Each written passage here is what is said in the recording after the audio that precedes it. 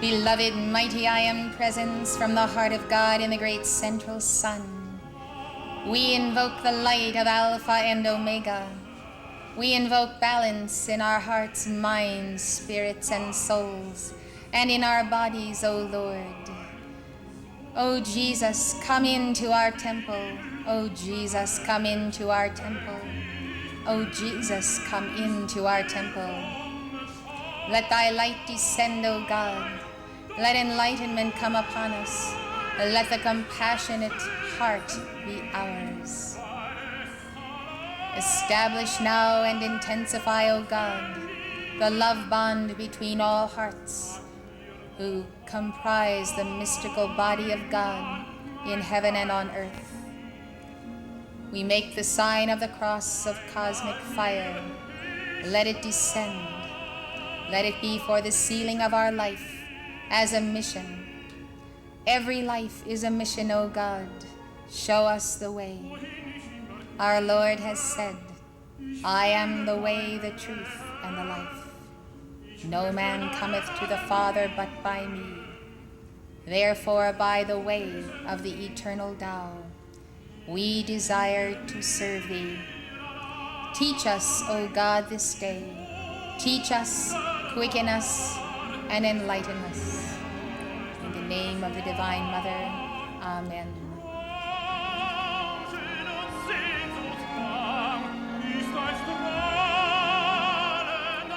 Good afternoon again.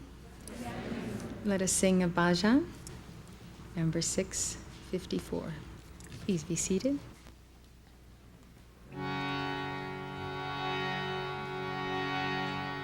Shiva Shambhu Hara Hara Shambhu Shiva Shambhu Hara Hara Shambhu Shiva Shambhu Hara Hara Shambhu Shiva Shambhu Hara Hara Shambhu Pavanasha Kailasha Nivasa Pavanasha Kailasha Nivasa Pavanasha Kailasha Nivasa Pavanasha Kailasha Nivasa Parvati Pate Hare Pashupate Parvati Pate Hare Pashupate Parvati Pate Hare Pashupate Parvati Pate Hare Pashupate Gangadhara Shiva Gauri Pate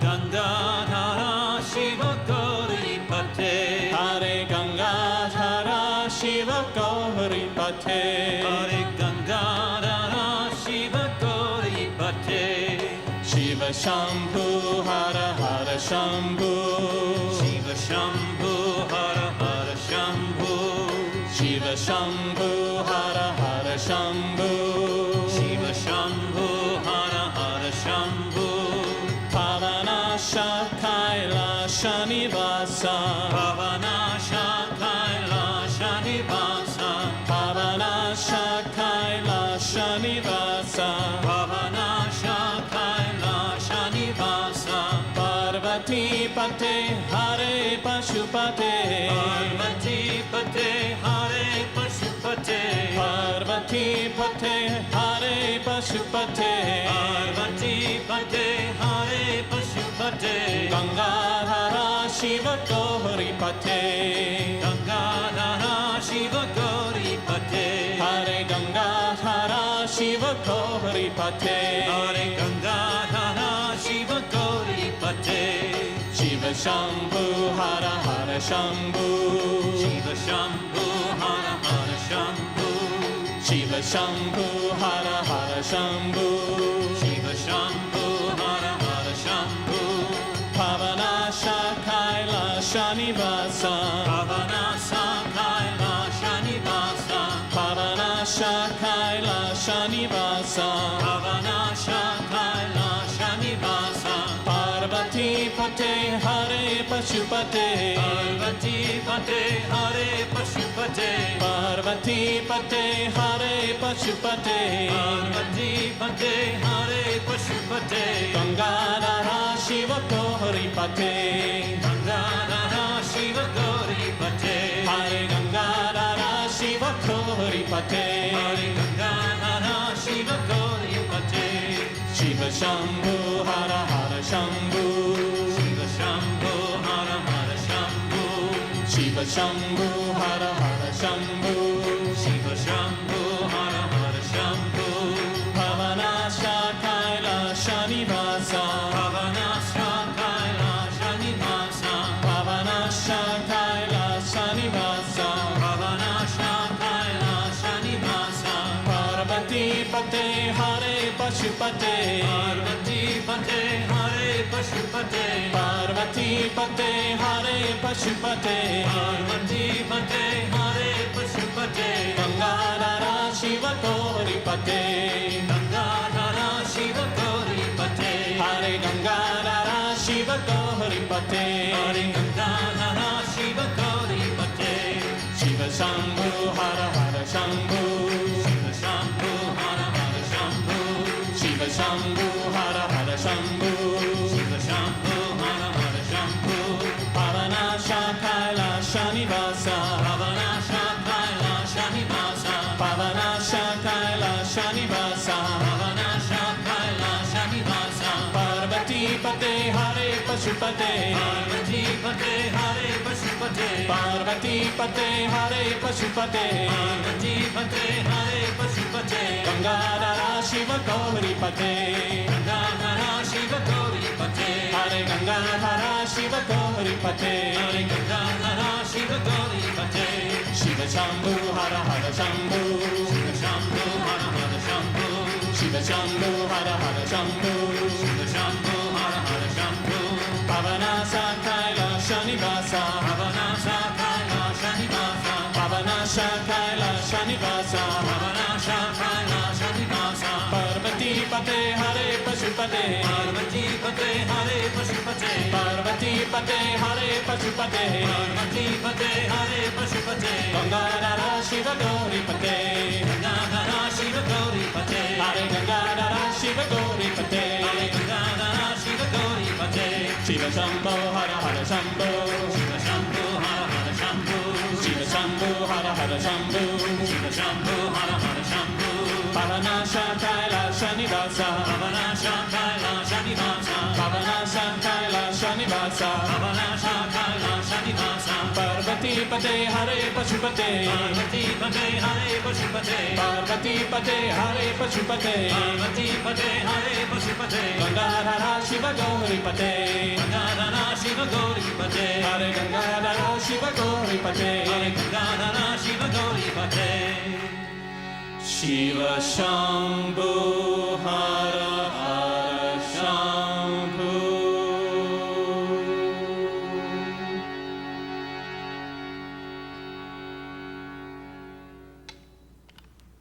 Please be seated. Take out your notebooks. How you can celebrate your immortality every day of your life. The English poet Samuel Taylor Coleridge once wrote, "There is in every human countenance either a history or a prophecy. If we are wise, we can read in a man's countenance the history or prophecy of his character and his deeds. But what is just as important is that we can read in a man's countenance the history or prophecy of his health. In fact, the health of the organs and systems of your body is reflected not only in your face, but in your entire body. The art of judging character and temperament by a person's facial and bodily characteristics is called physiognomy. Michio Kushi, the leading exponent of macrobiotics today, writes that physiognomy is the principal tool for the macrobiotic diagnosis of good or bad health. He says, physiognomy is based on understanding the dynamic relationship between complementary and antagonistic structures and functions within the body and psyche. After birth and in later life, each area of the face corresponds with an inner organ and its functions, as well as emotions and character traits associated with the underlying physiological condition. When an internal organ or system is imbalanced, symptoms of disorder will appear on the face as well. End of quote from Michio Kushi. Indeed, your face tells the history and the prophecy of your life. If you want to know, the features on your face and body can tell you what are your strengths and weaknesses, those you were born with. This is called your constitution. And those you have acquired since you were born. This is called your condition. Your features can also tell you where your health is headed. Today we will study how facial and bodily characteristics reveal the strengths and weaknesses of the constitution you were born with. This review of macrobiotic diagnosis is based largely on Michio Kushi's teachings. His 2 books on this subject are How to See Your Health, Book of Oriental Diagnosis, and Your Face Never Lies. Another excellent book that teaches Oriental diagnosis is Reading the Body, Ohashi's Book of Oriental Diagnosis, by Ohashi with Tom Monty. In later lectures, I will show you how the features of your face and body reveal the strengths and weaknesses you have acquired since you were born, resulting in the current condition of your health.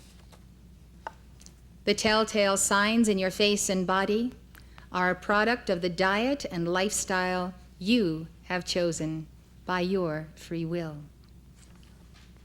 Nanboku Mizuno, the father of modern Japanese physiognomy, who lived in the late 1700s, emphasized the importance of these 2 factors, diet and lifestyle. He said that although our appearance and personality are for the most part inherited, they can also be greatly influenced by our diet and lifestyle.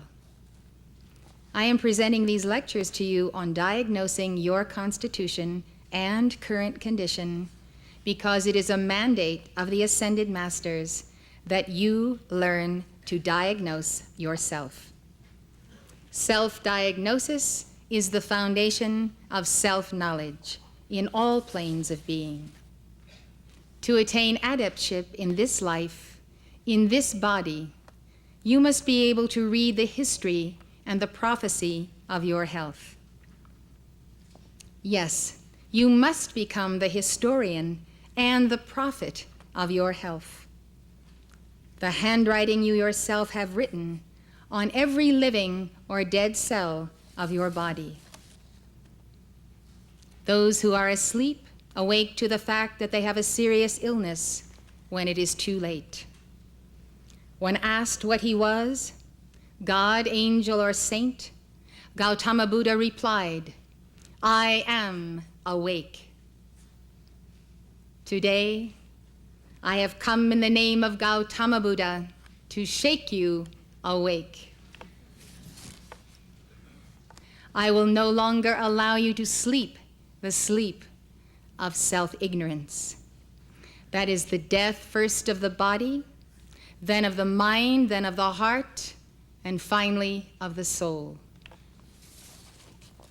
You must learn to read the early warning signs of disease in your body so you can take steps to prevent or heal sickness before it is too late. First, I will define the difference between constitution and condition.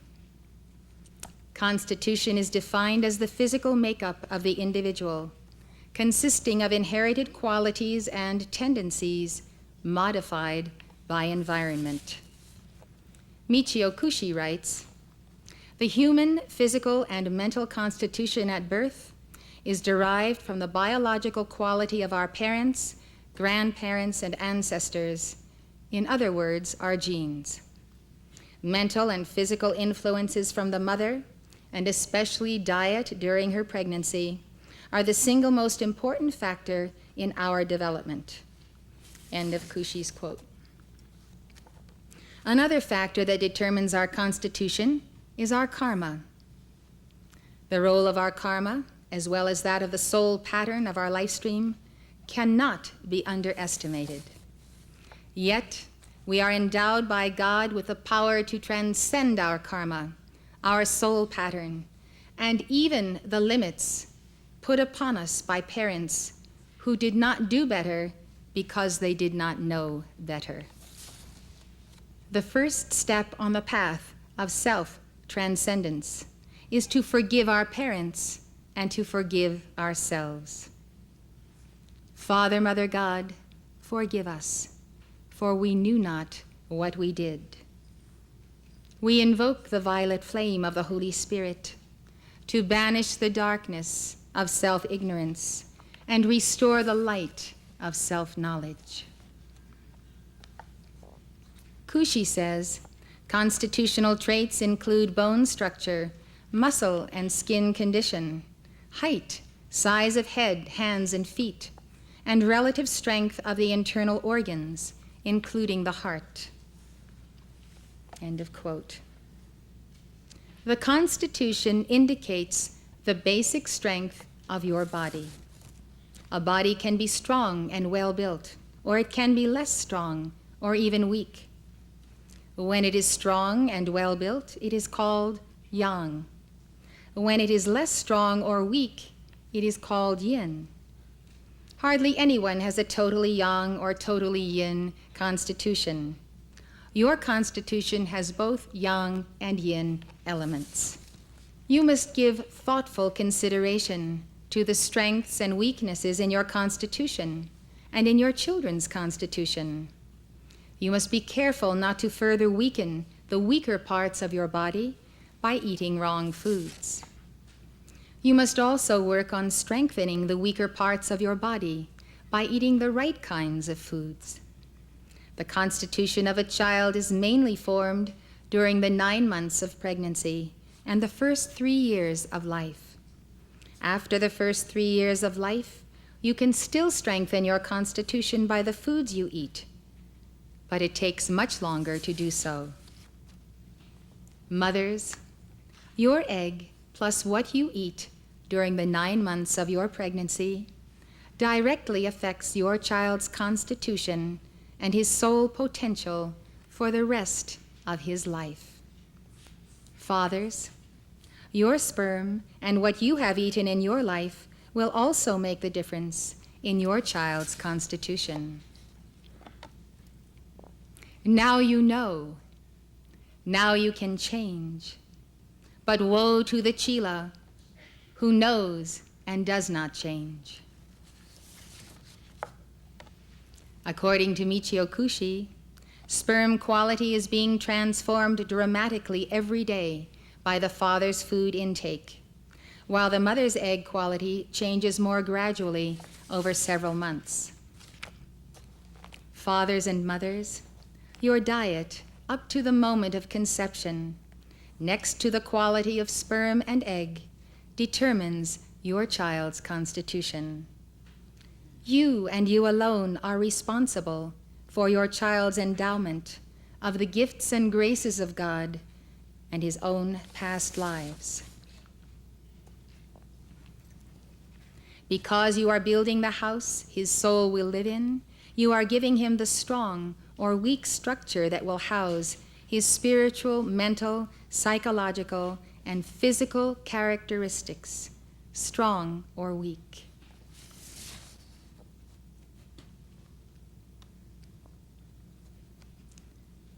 Children coming into embodiment today bring with them the vast potential of their causal body and of momentums of past lives. The better the physical body we give them, the stronger the brain, the heart, and all of the systems, the more they will be able to draw down from their causal body and draw upon the momentums and graces from their past lives as well as from God. Without the chalice, those talents and those geniuses may not come through. In contrast to your constitution, your condition indicates the present state of your health. Your condition can change from moment to moment. Kushi says, after birth, day to day, month to month, and year to year fluctuations in our health and vitality are referred to as conditional changes, changes in your condition. These include changing skin quality, hair quality, voice and speech patterns, and the functioning of the internal organs, including the functioning of the heart.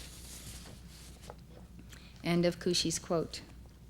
Let us then take up the study of the constitution by analyzing the facial and bodily characteristics of different people. In addition to constitution and condition, a person's personality traits are also indicated in their physical features. Although that is not the subject of this lecture, I will comment now and then on how personality traits relate to physical features. To lay the groundwork for your understanding of how your constitution is affected by yin and yang foods, I will explain briefly what is a yin food and what is a yang food. Michio Kushi describes a yin food as one that produces a result or tendency toward expansion, decomposition, softening, loosening, and other similar effects of the muscles, tissues, organs, glands, and their functions.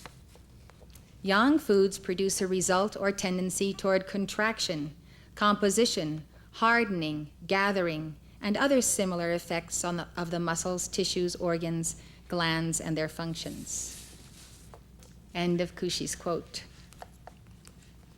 This is the basis for the macrobiotic teaching on how food affects your constitution and condition.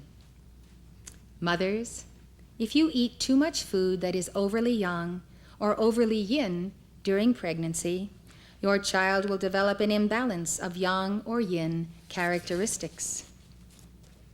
Any of you who choose to hear me can then choose to believe me or not. But I tell you that my words are true and that they are just. If you eat too much food that is overly yang or yin, your condition will get out of balance, either too yang or too yin. Remember, the goal of life is to be in balance, to be in harmony with a great Tao, not too yang and not too yin. And that means physically as well as emotionally, mentally, and spiritually. Kushi says, all foods are composed of both yin and yang characteristics, but different in proportions.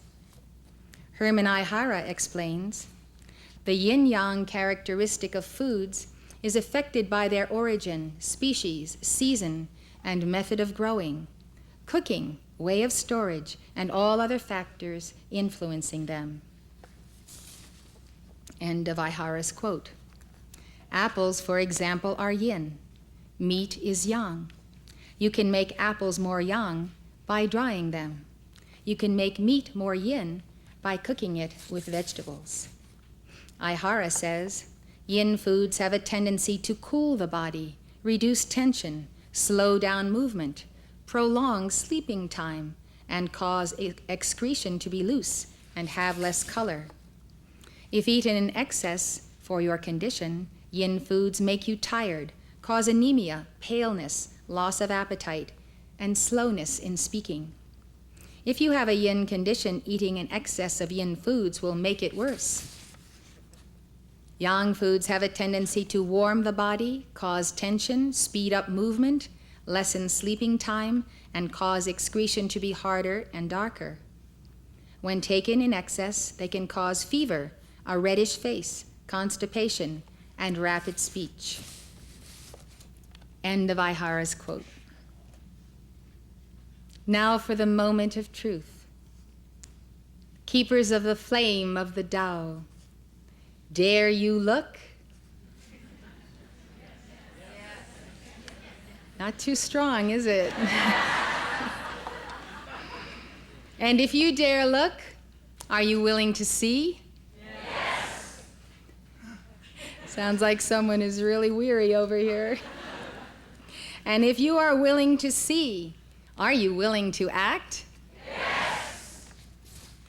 And if you are willing to act, are you willing to start a revolution in your body? Yes. Great.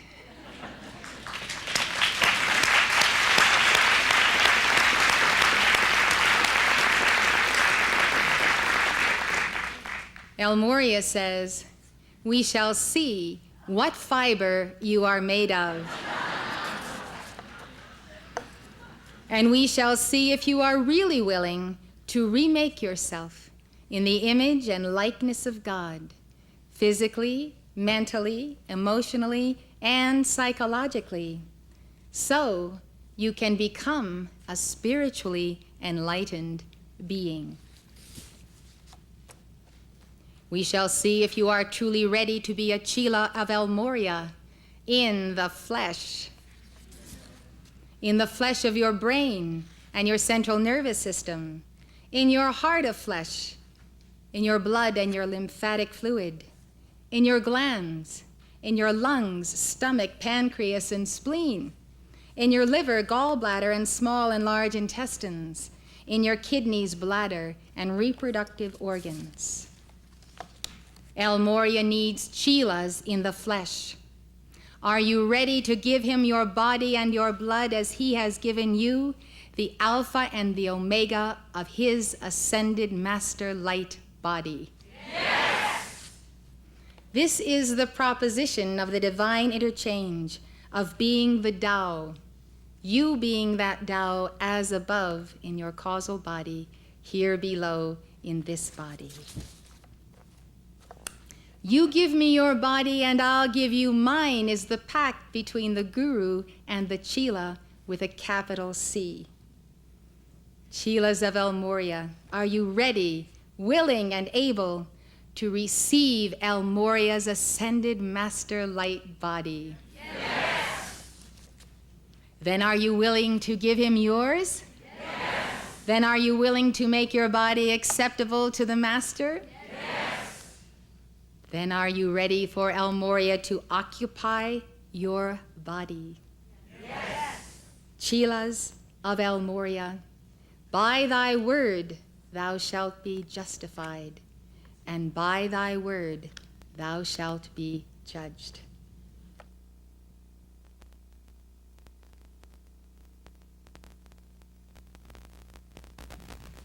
Now let us take up this most interesting study.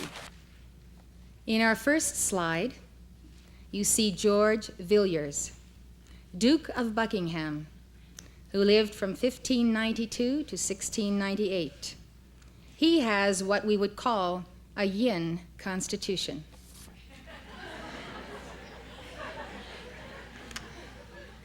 Signs of a yin constitution are a long, narrow face, a long neck, a short body, long legs, small hands, or long, thin hands with long, thin fingers, small feet or long, thin feet, fragile, thinner, weaker bones, big eyes, a long, thin nose, a big mouth, and small ears. Got that?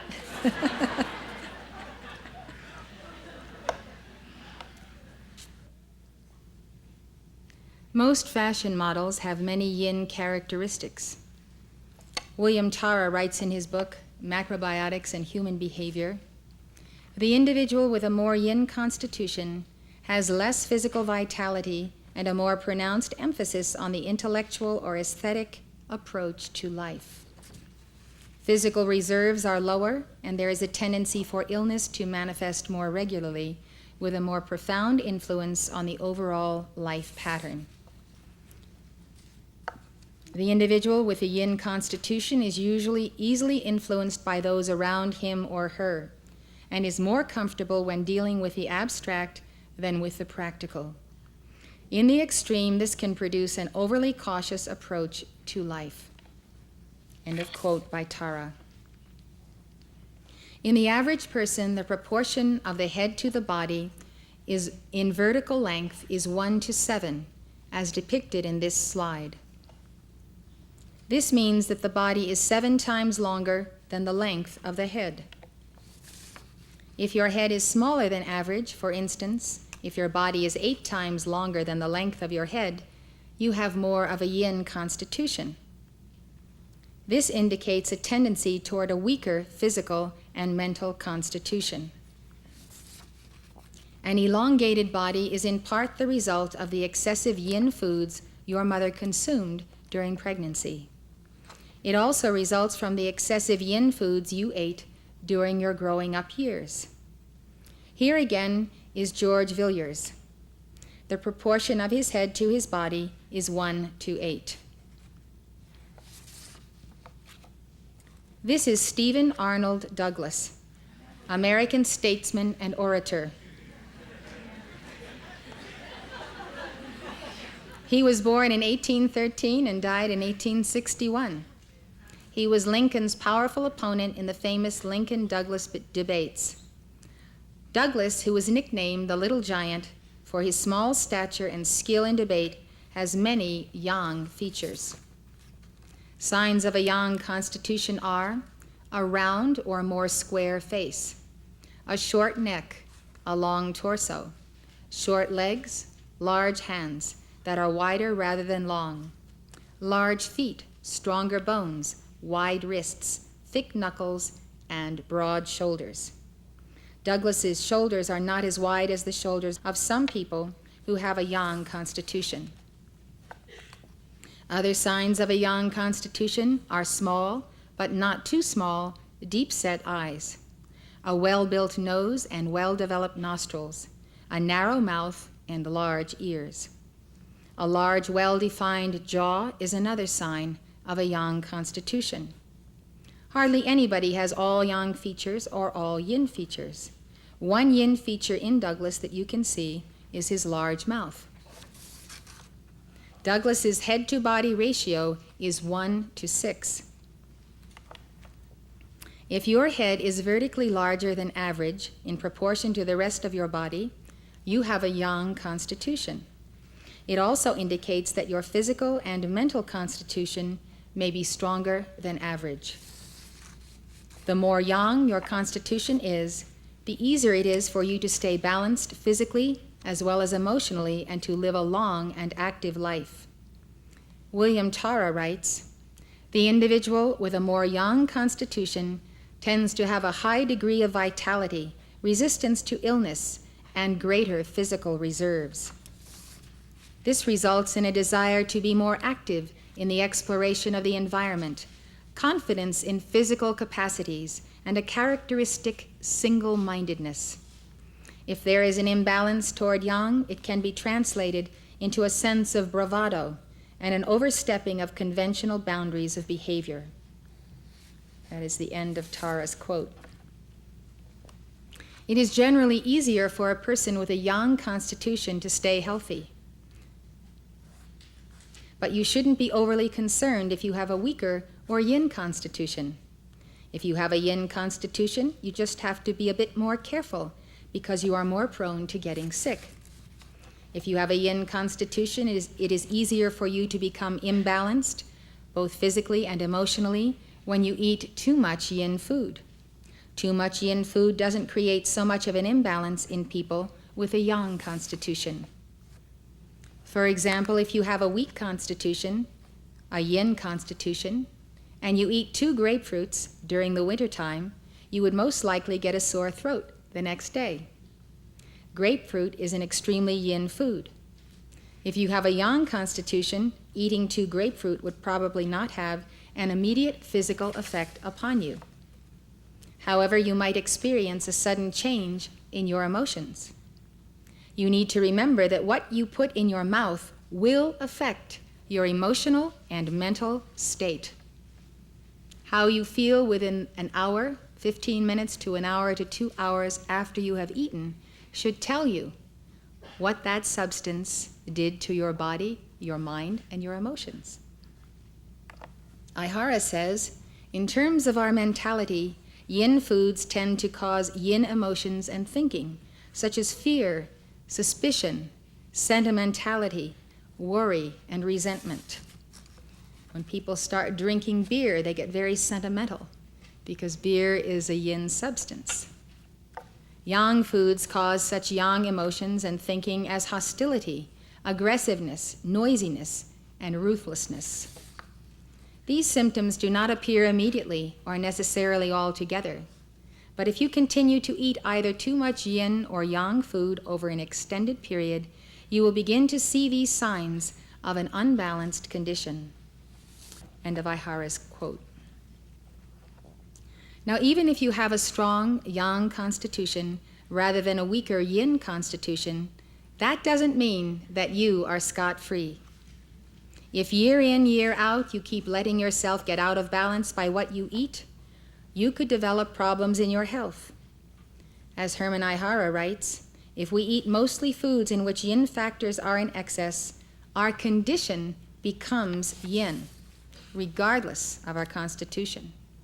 If we continue eating such food, our constitution gradually becomes yin, and we lose the endowment that we had at birth. On the other hand, if we eat foods in which yang factors predominate, our condition becomes yang, and in the long run, our constitution likewise becomes more yang. That's the end of Ihara's quote. So just as abuse of the laws of nature, the laws of the Tao and of yin and yang, can cost you your health, so your obedience to the laws of nature can actually improve your health and strengthen the constitution you were born with. As far as your day-to-day condition goes, it is best to have a balanced condition or one that is slightly on the yang side. Being too yin or too yang means that your physical condition is out of balance. Some signs of an overly yin condition are slowness in movement, speech, and thought, becoming easily fatigued, forgetfulness, and complaining. Some signs of an overly yang condition are impatience, aggressiveness, hostility, ruthlessness, being too tight, too quick, or too talkative. If you have a balanced emotional condition, you have the vision of what you want to accomplish, but you are flexible. If you have a yin condition, you tend to lose the vision of your goals and keep changing your mind. When your condition is in balance, you are quick in thought and movement. You do not forget anything. You can be quiet and peaceful, or you can be quick and active. You can be flexible or immovable, whatever the moment requires. When your condition is in balance, you have a strong base, as well as flexibility. You are like a tree that has strong roots and a flexible trunk. When the strong winds come, you aren't uprooted, and your trunk doesn't snap. You are able to stand firm and meet the challenges and the needs of the hour. That definition puts you in line of being the vessel for El Morya. Whichever way El Morya is positioning himself, whatever his mood is, you are flexible to be in that vibration, to be in that sense of responsiveness and attunement. You're not intransigent, you're not unmovable. The master comes along, and even if he bops you over the head, you don't get it. You go in your same old plodding way. This is very important. I'll never forget the story that a disobedient Chela of El Morya told me many years ago. She was an older woman and had been in one of the former activities of the Ascended Masters. And she spoke to me of how El Morya had pleaded with her to perform a certain task for him. And El Morya came to her 3 times and asked her to perform this task, which was very important to him. And on each occasion, she refused. It had been about 25 years since she had refused. And she said the master never returned to her again. I don't know why she told me that story, but she did tell me that story. And I remember the characteristic that I noticed most about her was her intransigence combined with her pride. And her pride went along with her great wealth. And somehow people who have great wealth immunize themselves to being responsive to God, to man, to the needs of a little child or whatever. I thought it was tragic because this woman had had a history of embodiments of failing the master and failing the brotherhood, and she knew it well, and she wasn't happy. So that flexibility is a wonderful gift. Moria talks about sending Blavatsky to southern India and suddenly changing her plans and sending her to the north, or vice versa. She was flexible and she obeyed. Let's take a look at what your head and face can tell you about your constitution. Our next slide is Captain Frederick Benteen. He was born in 1834 and died in 1898. Serving under Lieutenant Colonel George Custer, Benteen survived the famous 1876 Battle of the Little Bighorn, fought in the valley of the Little Bighorn River in Montana. This battle took place about 60 miles southeast of Billings. A person with a young constitution like Benteen has a head that is round or square, not oval or peaked, a normally developed forehead that is not too high, a well-developed jaw and chin, and well-developed cheeks. He has well-proportioned and large ears. This is George Armstrong Custer. He was born in 1839.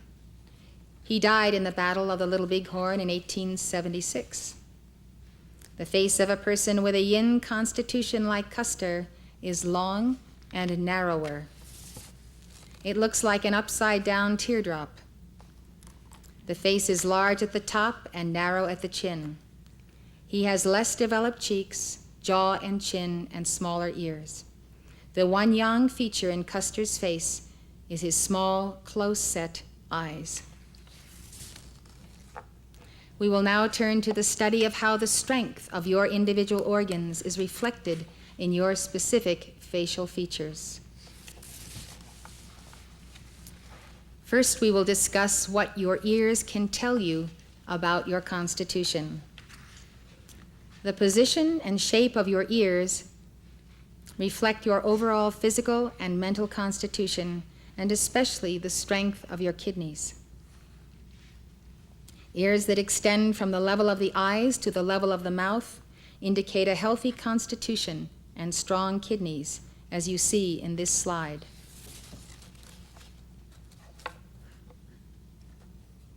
This is Shur Ali Mislima from Azerbaijan, west of the Caspian Sea. When this picture was taken, Soviet gerontologists claimed that he was 168 years old, which might be slightly exaggerated. At that time, he still rode horseback and tended an orchard that he had planted in the 1870s. He married his 120-year-old wife 102 years ago.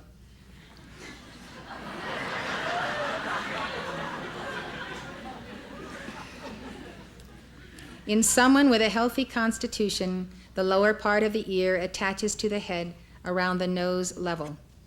From there, the lobes extend down to the mouth level. Ears that are large, thick, set low on the head, have large lobes, and lie flat against the head indicate strong kidneys and a strong overall constitution. This man's ears show all these characteristics. If you have such ears, you have the constitutional strength to live a long, long life, as long as you don't misuse this gift by overindulging in the wrong foods. Ears that are small, thin, higher set on the head, and have small earlobes or no earlobes indicate a weakness in the kidneys. What do you do when you have this knowledge? You realize that you can take special care of the kidneys. There are many supports that you can give to the kidneys. This is why knowledge is so important. Large, thick ears that lie close to your head are the result of balanced, well-cooked food eaten by your mother before birth and by you after birth.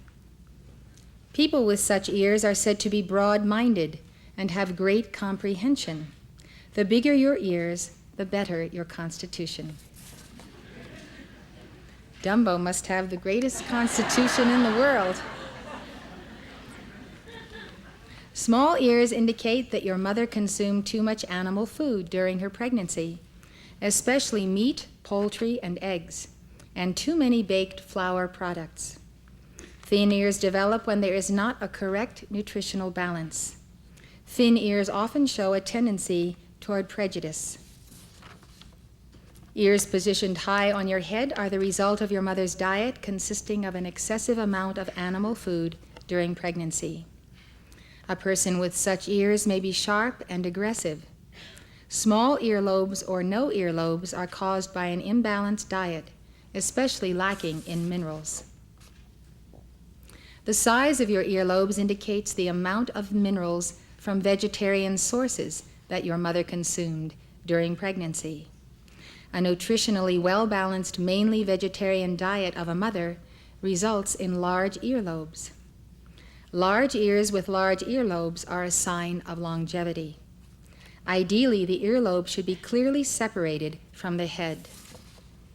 Large ears with earlobes well separated from the head are an indication of clear functioning of the brain and nervous system. In women, they also indicate sound reproductive organs. In the past, leaders proverbially had large ears. When you watch the news, watch the ears. Winston Churchill is a good example of this. Today, leaders still tend to have large ears, but not as large as in the past. During the last 2 generations, people's ears generally have become much smaller. People born at the turn of the century have large ears, with hardly an exception. After the 1930s, there was quite a dramatic reduction in ear size in the general population of many nations. Around this time, people started to consume more refined foods which provide less minerals. Since earlobes are formed by the minerals in the body, the size of the earlobes was reduced, and the general strength and constitution of the population was decreased. Your ears are like your batteries. The larger your ears, the more reserve you have for a long life. The smaller your ears, the less reserve you have. So you have to work at longevity a little harder. But even if you have a weak constitution indicated by small ears, it is still possible for you to give birth to children with good overall constitutions, which means they will be born with larger ears than you. Because you see, the large ears are in the gene pool, but we can't bring them forth unless we eat the right diet. So here's how to. Pregnant mothers must eat a well-balanced diet, a diet consisting of a balanced amount of minerals, proteins, fats, and carbohydrates. Some people have even been known to change the shape of their own ears by their eating habits. Kushi says in his book, Your Face Never Lies, that after eating macrobiotic foods for several years, many people experience a change in the shape of the ear. The lobe will even develop a fissure and detach a little, then heal up. End of quote by Kushi. The upper area of the ear, when it is abnormally enlarged, shows a yin constitution of the pancreas. It indicates a potential for developing hyper or hypoglycemia. This can result from a mother eating too many sweets, fruits, and dairy products during pregnancy. The next feature we will study is the space between the eyes and the space between the eyebrows. This area indicates the constitution of your liver and gallbladder. This is a photograph of King Edward VII, King of Great Britain and Ireland. He lived from 1841 to 1910. He was the oldest son of Queen Victoria and one of the most popular of English princes. The distance between his eyes is slightly less than the width of a single eye. If you want to measure this on yourself, just take your 2 fingers, measure your eye, and see whether it's the same distance between your 2 eyes, less or more. When the distance between your eyes is the width of one eye or a little less, you have a strong liver. This is the famous French playwright Molière, who lived from 1622 to 1673. A constitutional weakness in the liver is indicated by eyes that are widely separated, as you can see in this painting of Molière. Weakness in your liver can cause a lack of vitality and a tendency toward isolation. Another sign of a weak liver is eyes that are too large. A weak liver is caused by an excess of yin foods in the pregnant mother's diet, a lack of yang or strength in her food, and a lack of mineral-rich foods. People who eat a mostly fruit diet often bring forth children with large eyes set wide apart. A liver that is constitutionally overly young is indicated by the following signs: eyebrows that slant downward toward the middle of the face, eyebrows that are close together or totally together, eyes that are too small or too close together, and eyes that cross. People with an overly yang liver have a tendency to be domineering, irritable, and insensitive. An overly yang liver is the result of too much yang food, especially meat and eggs, in the pregnant mother's diet. Now suppose you have an overly yang liver, and you have a tendency that therefore has developed from the physical to the emotional body of being domineering, irritable, and insensitive to others. How can your liver be the vessel of El Morya? How can you be a chilas of El Morya through your liver, which carries over to your emotional state, which constantly brings you back to that point of being domineering, irritable, and insensitive, and not even realizing that you are that way? This is why we need to understand how to revitalize and resurrect the true functioning of our organs. The liver carries the live records of our karma. So sometimes the poor liver and the toxicity of the liver has to do with what we are eating today, as well as our constitution. But it also is an inherited condition which we inherit from ourselves, from our past lives. So if we can't work at perfecting ourselves in all levels, even if we work at the spiritual and psychological level, I have found, as I have observed people, that unless they overcome the physical problem itself that is causing them to have a certain disposition, they simply can't fight it. They can make all kinds of resolutions, they can do all kinds of decrees, they can weep and wail because they can't overcome this disposition that they don't like in themselves. But until the actual physical organ that corresponds to that emotion is cleared, they cannot carry the pure and the right emotion of that organ. So not even resolving your psychological problems will change that domineering, irritable, insensitive liver that you are manifesting. You've got to heal the liver by right diet and other means, so many means that are available to us. Next, we will consider the eyes and eyebrows. Small eyes, as you see on the girl in this picture, are more yang. Small eyes are formed when the mother eats well-cooked foods of vegetable or animal origin. Small eyes indicate vitality, physical strength and endurance, as well as self-confidence and determination. You can observe the focus in this child's eyes. There is a determination, a sense of, I know who I am and I know where I'm going. There is a set of the nose, the set of the mouth, and even the set of the strong jaw.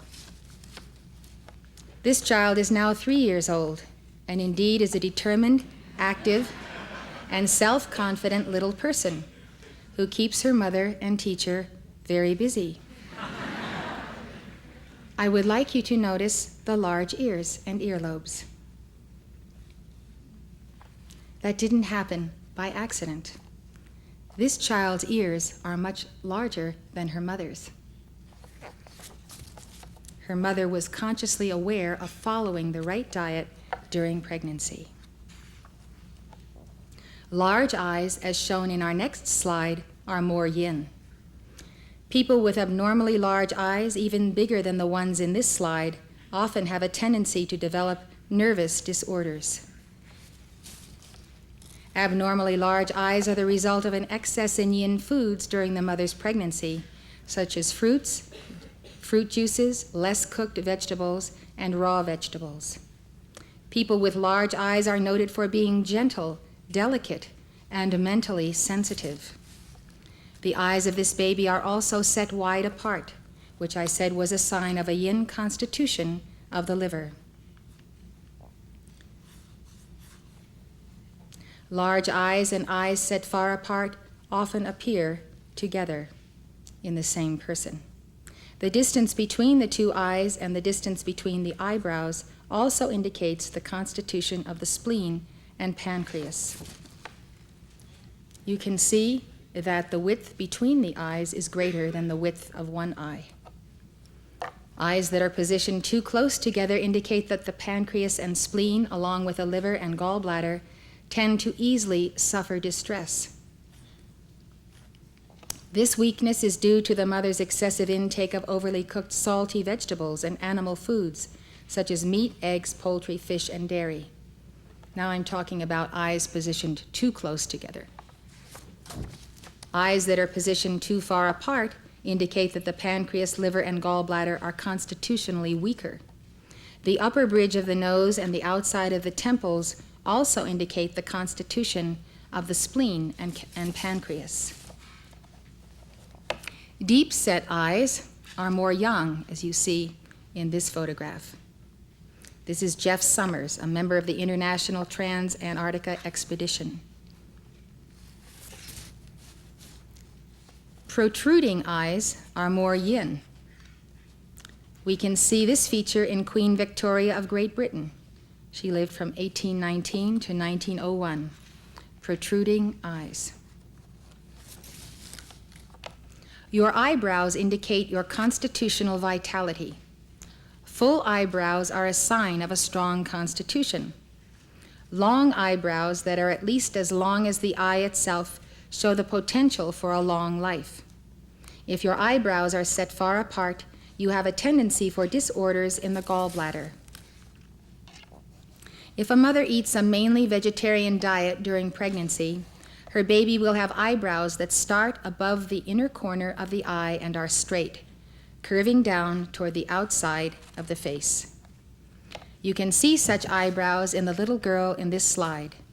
If a child is fed a balanced, mainly vegetarian diet, his eyebrows will be thick and long. This is another child in our community who has been given the macrobiotic diet. Eating an unbalanced diet that includes an excess of extreme yin and yang foods can reduce the length of the eyebrows. Eyebrows that are positioned high above the eyes are more yin, as you can see in this photograph of Winston Churchill.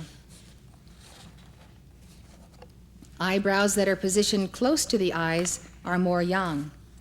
You can see such eyebrows in this photograph of Dr. Edwin H. Land, inventor of the Polaroid Land camera, which allows us to see his eyebrows.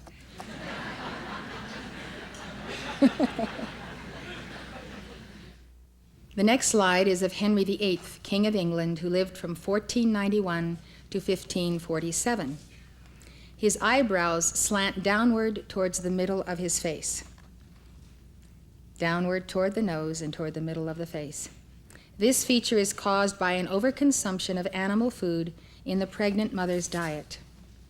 Eyebrows that slant downward toward the middle of the face often indicate an aggressive character. Henry was a tyrannical, emotional man with a fearsome temper. He dealt harshly with those who failed to further his agenda. He turned against all his ministers, including his Chancellor, Sir Thomas More, whom he had beheaded in 1535. Here is Ludwig van Beethoven, widely considered to be the greatest composer who ever lived. He was born in Bonn, Germany in 1770. Beethoven's eyebrows also slanted downward toward the middle of his face. He was known for his aggressive and quarrelsome character.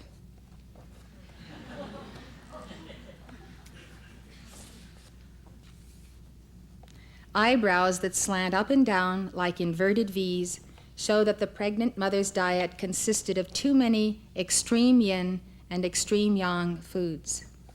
People with this feature may have problems being consistent. They don't know which way their eyebrows are going, up or down. Our next slide shows a man who has full eyebrows, large ears, and well-developed earlobes. These features show his strong constitution and vitality. His very posture suggests that he's on the move. Full eyebrows and large ears with well-developed earlobes are often combined on a person's face when his mother ate a well-balanced, mainly vegetarian diet during her pregnancy and fed her child the same diet after birth. Next, we will study what your nose can tell you about your constitution. The shape of your nose signifies the size, condition, and quality of your brain, heart, and nervous system. As Michio Kushi writes, a well-formed nose with average length and roundness shows a balanced mentality. As you can see in this picture of Princess Victoria Louise of Germany, born in 1892. This kind of nose also indicates a strong heart. Kushi says, a straight and longer nose shows a more sensitive, nervous quality, as you can see in this slide of Louis II de Bourbon, Prince de Condé, who lived from 1621 to 1686. This kind of straight, longer, more narrow nose also indicates a weakness in the heart. Kushi says a short, flatter nose shows a tendency toward determination. That's the end of Kushi's quote. You can see this kind of nose in this picture of a Navajo woman. She shows great determination, centeredness, and focus. A larger nose, if not abnormally large, says Kushi, shows a larger thinking capacity. You can see this larger nose in this picture of George Washington. A larger nose also indicates a strong heart. A larger nose like Washington's shows an even stronger heart than the nose of average length and roundness that we saw in the picture of Princess Victoria Louise. Next, we will take up the nostrils and cheeks. Your nostrils and cheeks indicate the constitutional strength of your lungs. Wide nostrils are usually seen in combination with well-developed cheeks. Both features show strong lungs. Underdeveloped nostrils are usually seen in combination with less developed cheeks. Both of these features show weakness in your lungs. Underdeveloped nostrils indicate a tendency toward pneumonia, bronchitis, asthma, or tuberculosis. In men, less developed nostrils also indicate less male vitality. You can see underdeveloped nostrils in this painting of Maximilian I and his family. Maximilian I was a Habsburg. He was the Holy Roman Emperor and a German king. He lived from 1459 to 1519. He greatly increased the territory and power of the Habsburgs during his lifetime. As I said, underdeveloped nostrils indicate a tendency toward tuberculosis. It is interesting to note that tuberculosis came to be known as the Habsburg disease because so many Habsburgs died of tuberculosis. Look at every one of the members of that family. They all have small nostrils.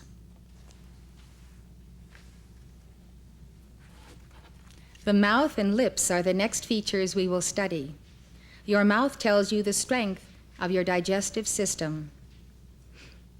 If your mouth is the same width as, or is narrower than, the width of your nose, you were born with a strong digestive system. Narrower than, or the width of your nose. A narrow mouth is formed when the mother eats a balanced diet with enough mineral-rich foods, especially during the second and third months of her pregnancy. The first 3 months of pregnancy tell all in the forming of your child's constitution. When the mother consumes an excess of yin foods during pregnancy, such as sweets, fruits, beverages, oil, and fat, there isn't enough yang contracting power to properly contract the wide open gap in the embryo's face that is to become the mouth. This may cause her to bring forth a child with a large mouth and therefore a weaker digestive system. A mouth that is horizontally wide but not necessarily vertically fat often shows an unbalanced physical and mental constitution as well as a weak digestive system. This characteristic can be seen in Martin Luther, the German leader of the Protestant Reformation, who lived from 1483 to 1546. A wide mouth often indicates that the qualities of endurance, self-discipline, and perseverance are lacking. A weakness in the digestive system often shows up as soon as the child is born in problems like gas, colic, constipation, diarrhea, or allergies. If your upper lip and lower lip are unequal in size, you have an imbalance in the digestive system. The upper lip signifies the condition of the esophagus and stomach, and the lower lip shows the condition of the area of the small and large intestines. If either or both of the lips is swollen, there is an imbalance in the corresponding areas. In a balanced constitution, the vertical width of the upper and lower lips will be the same. People originating from tropical or yang climates such as Africa often have wide yin lips. People originating from colder or more yin climates have thinner or more yang lips, as you see in this painting of Gianavera da Benci by Leonardo da Vinci. Very thin-lipped people are usually strong, but often tend to be inflexible. The reason someone living in a hotter climate has more yin features is because he eats yin foods that naturally grow in a yang climate. The hot climate brings forth foods we would consider yin, but these foods are suitable for the people who live in such a climate. Yams, for instance, are a regular food in Africa. So you can see that even though the lips of a person from a tropical climate can be very wide, those kind of lips are in balance for that kind of climate. In this case, wide lips do not mean the person's digestive system is too yin. This goes back to the earlier teaching I gave you that we are the products of our environment and the natural foods of our environment. The strength of your digestive system determines whether you can live on a diet of whole foods, such as whole grains, beans, vegetables, seeds, and sea vegetables, or whether you have to eat some animal sources of protein. You need strong intestines to absorb all the necessary nutrients from these foods. As we will see later in a lecture I'm going to give about some of the world's long-living people, a person with strong intestines can live on small amounts of simple food because the intestines will thoroughly absorb the nutrition from whatever is eaten. When a child's intestines are too weak to absorb all the nutrients from whole foods, he will often need to eat foods that are easier to absorb, such as dairy foods, in order to grow properly. Macrobiotics teaches that if you as an adult have intestines that are too weak, you may not be able to sustain yourself on a mainly vegetarian diet of grains and vegetables. In this case, you may need to eat a certain amount of the food your body is used to digesting, such as meat and dairy. When your intestines become stronger through a good diet and through properly chewing your food, you will be able to better absorb all the nutrients you need from a more vegetarian diet. People with weak intestines develop allergies easily. According to macrobiotic principles, most diseases stem from weak intestines. If a woman has a large mouth, which indicates that she has weak intestines, she should be very careful during pregnancy not to indulge in yin foods. If she does, her child can inherit her weak intestines. If she does not indulge in yin foods, her child can have strong intestines, stronger than her own. The area around your mouth indicates the constitutional strength of your reproductive system. The larger the area between your nose and mouth, the stronger your reproductive system. The more pronounced the ridges extending from the nose to the mouth, and the more developed the chin, the stronger your reproductive system, as you see in this photograph of the Cheyenne Indian Wooden Leg. Wooden Leg fought in the battle against Custer when he was 18 years old. This is a photograph taken of him in 1913. Wooden Leg has a deep vertical cleft between the ridges extending from his nose to his mouth. This vertical cleft is called the philtrum. Ohashi, author of Reading the Body, writes, "A clear yang philtrum indicates deep constitutional strength. People with yang philtra are often ambitious, focused, and goal-oriented. People with light or shallow philtra have more yin constitutions. They prefer to work with their minds rather than their bodies. They are gentler. They are simply not driven by overwhelming energy, as are those with prominent philtra and strong yang constitutions." End of quote by Ohashi. Today, many people don't have these lines between their nose and mouth at all. And if they do have them, the ridges often become less distinguished or totally disappear by the time they reach their 40s, because their reproductive systems become weak as they grow older. Many babies are born without ridges between the nose and the mouth. A cleft in the chin also indicates a strong reproductive system, as shown in this slide. The cleft right here in the chin. The next slide shows the facial characteristics of someone with a weak reproductive system. A weak reproductive system is indicated when you have a small area between the nose and mouth, less developed ridges or no ridges, extending from the nose to the mouth, an underdeveloped chin, and long eyelashes.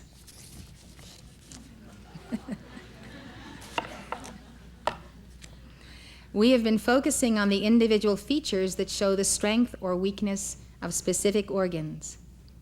I would like to show you some people who have an overall yin or an overall yang constitution. This man has a very yin constitution. He has a long, thin face, round eyes, a long, thin nose, underdeveloped nostrils, a large mouth, and underdeveloped cheeks. Next, we have Josephine, Napoleon's first wife. She lived from 1763 to 1814. Again, we see a long, thin face, round eyes, a long, thin nose with small nostrils, and underdeveloped cheeks. The area around the mouth, which shows the constitutional strength of the reproductive system, is underdeveloped. One of the reasons Napoleon divorced her was that she could not bear him a child. This is Napoleon II, Napoleon's son from his second wife, who was a Habsburg. He too has a long face, wide-set round eyes, and underdeveloped nostrils and cheeks. He died at age 21 of tuberculosis, the Habsburg disease. This Flemish woman from the 17th century also has a yin constitution. She has a long, thin face, a long neck, a thin nose with small nostrils, and large, wide-set, protruding eyes. Her eyes also reflect a sanpaku condition. When one is sanpaku, the white of the eye is visible underneath the iris when one looks straight ahead. In China and Japan, it is said that people with a sanpaku condition attract accidents, disaster, or a violent death. This woman was murdered when she was 40 years old.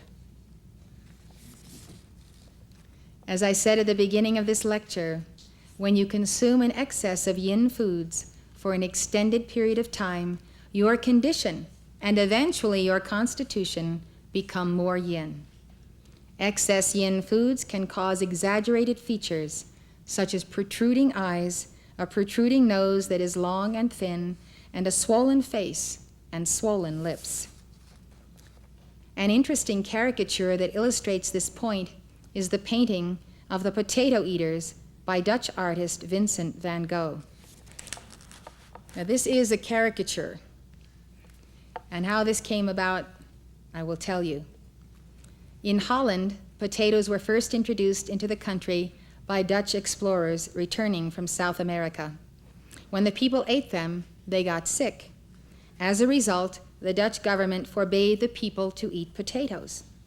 But the poor people, desperate for a cheap source of food, ignored the government's ban.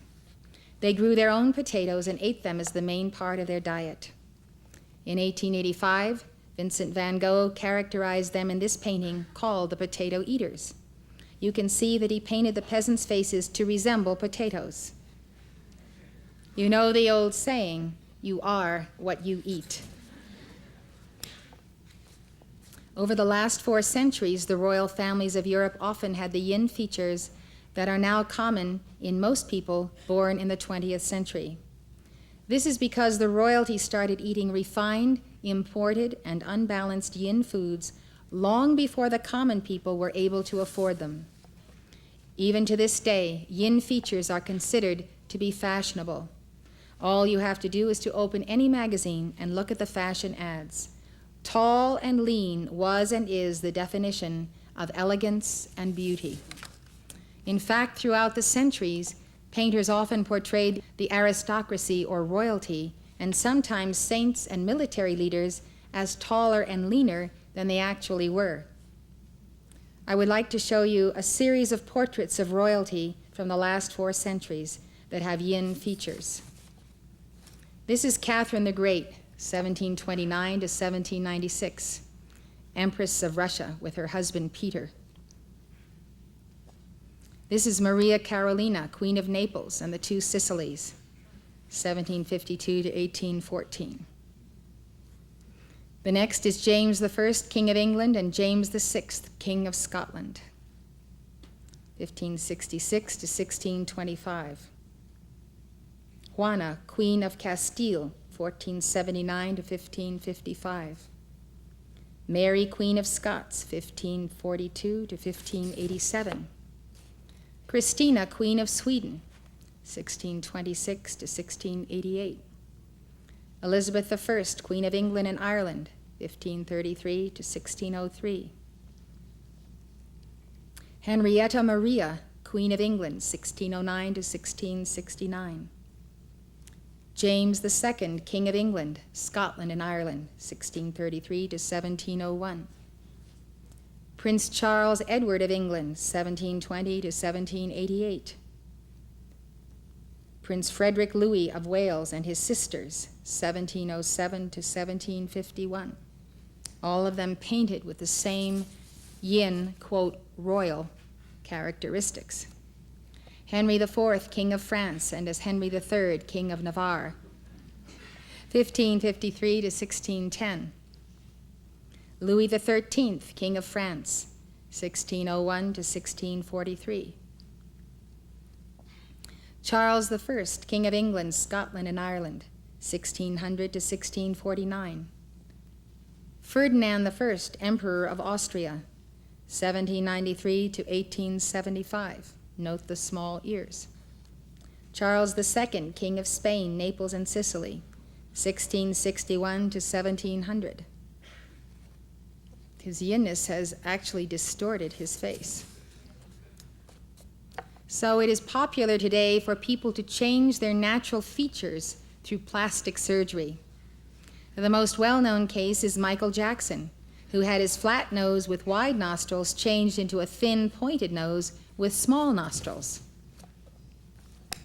There are also people who have had their lips enlarged. Most people admire the large lips, the big eyes, the thin noses, and the small ears of the fashion models and movie stars. But every one of those features is a sign of a weak constitution. So whose standard are they following? It's the sick leading the sick. An extremely yin condition is a body in the state of disintegration, decay, disease, and death. I believe that people are attracted to people with yin conditions and yin features, such as I've shown you, because they are attracted to death. People are attracted to death. It is one of the primal points in the unconscious, as psychologists tell us. People sell products by implanting images of death. So where people are not polarized to eternal life, they're polarized to death. You find that yin constitutions are caused also by squandering of the life force and the sacred fire, which also is a vibration of death. Sex played out to its extreme is the death of the body because of the loss of the sacred fire. So people are attracted to people in whom that process of the spending of the sacred fire is taking place. It's almost like people who like to have dead flowers in their homes. People collect dead flowers. I don't mean dried flowers. I mean flowers that are wilted. I have known many people who keep wilted, smelly flowers. It's the odor and vibration of death that people are attracted to. And when you see the extreme yin, that soul and that consciousness is in that process of going down in a negative spiral. And a negative spiral unwinding is releasing the energy of life in the body. And so there is a sense that there is something energetic happening, but the energetic thing that is happening in the wrong way. When there is an upward positive spiral of a yang condition, a strong condition carrying itself and expressing itself, it is moving upward. It contains itself. It is not giving off its energy, but its energy is held strong. These people are active and dynamic. And they are not the symbols that we find in our magazine advertising everything from cars to products to clothes to everything under the sun. So when you think about that, it's like a falling star. The fallen ones, as they go down in a yin condition. And everybody follows after them because they feel the titillation of the senses as they blast out that energy and spend it, and they themselves disintegrate, whether it's rock stars, movie stars, etc. So now I'm going to show you some yang faces indicating that the person has a strong constitution. This is Gautama Buddha, who has a perfect balanced face. He has a long torso, a short neck, and large hands, all signs of a yang constitution. Gautama's features show a very strong yang constitution. He has a round face. His eyes are slightly close together, which indicates a strong liver and gallbladder. His large ears indicate a strong overall constitution and strong kidneys. His cheeks, nose, and nostrils are all well developed, indicating strong heart and lungs. He has a small mouth, indicating a strong digestive system. His eyebrows are long and well curved, which shows the potential for a long life. All his features show that his mother ate a well-balanced, primarily vegetarian diet. Next, we will examine Lord Maitreya. He has a very balanced face. His face is round with eyes that are set slightly close together. He has a well-developed nose and wide nostrils, and a mouth that is as wide as the nostrils. He has well-developed cheeks, large ears, and a short neck. These are all signs of a yang constitution. Next is Lord Shiva, with perfectly balanced facial features. A round face, a short neck, eyes well set, not too wide apart and not too close together. A well-developed nose with wide nostrils, a small mouth, and well-developed cheeks. Here is Kuan Yin, a strong yang woman with a round, almost square face. She has well-set eyes, a well-developed nose, small mouth, a large area between the nose and the mouth, and a well-developed chin, which shows a strong reproductive system. She has very large ears, a short neck, and a very long torso. This is how Kuan Yin is typically portrayed in Oriental artwork and sculpture. All her features are yang. The artists that brought forth the great statues and paintings, likenesses of the masters whom we love, must have had more than simply a sense of what was the right portrayal of the right kind of body that they should show to have the people identify with and see as their leaders and their masters. It gives us the sense that going far beyond the Yellow Emperor's time, there was a knowledge of all of the teaching that I'm giving you. How else would all of these ancient artists be coming up with these perfectly balanced constitutions, even down to the size of the torso and so forth? Now we look at a present-day artist's version of Kuan Yin, who did not have this knowledge and was most likely influenced by the role models of royalty, movie stars, etc. of today. Her features are altered in order to make her look more fashionable. The ancient Kuan Yin has a large head, which is more yang. The modern Kuan Yin has a smaller head, which is more yin. The ancient Kuan Yin has a short neck, more yang. The modern Kuan Yin has a long neck, more yin. The ancient Kuan Yin has straight shoulders, more yang. The modern Kuan Yin has drooping shoulders, more yin. The ancient Kuan Yin has an almost square face, more yang. The modern Kuan Yin has a heart-shaped face, more yin. The ancient Kuan Yin has large ears with long earlobes, which show that her mother would have consumed a mainly vegetarian diet during her pregnancy. Her ears are attached to the head starting at eye level and extending far down on the head. The earlobes are detached from the head. Both these features show that her mother would have had a mainly vegetarian diet rich in minerals.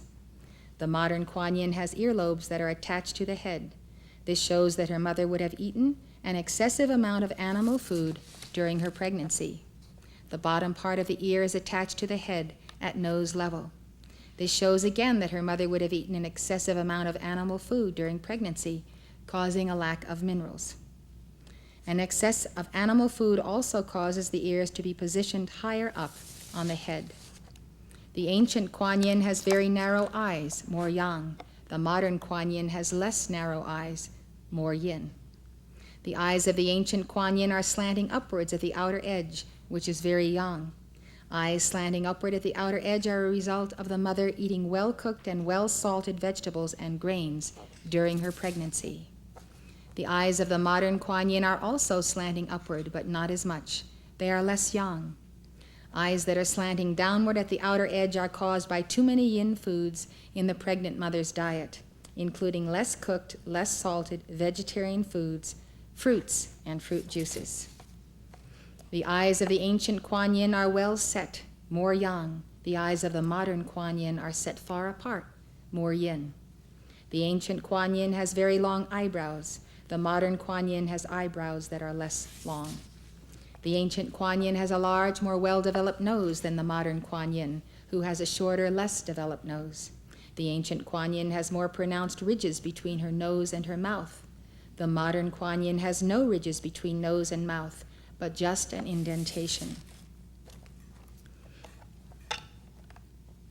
So much for religious art then and now. Now let's look at some pictures of children from different cultures. All of them exhibit balanced yang features.